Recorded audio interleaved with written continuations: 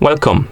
In front of me I have Garmin Venu 3S and I'm gonna show you how to adjust the screen brightness on this watch. First thing we need to do is to wake up the screen on our watch. You can do it by tapping on the screen or by pressing any of the buttons.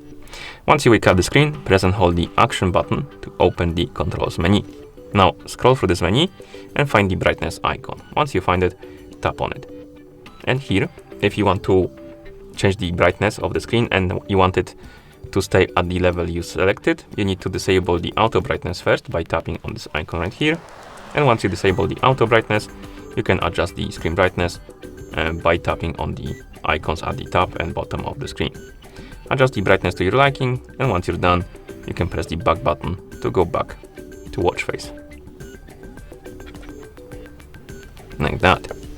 You can also adjust the screen brightness through settings, so you can press and hold the back button to open the menu, then tap on the settings to enter the settings, then you can scroll down, tap on system, and here tap on display.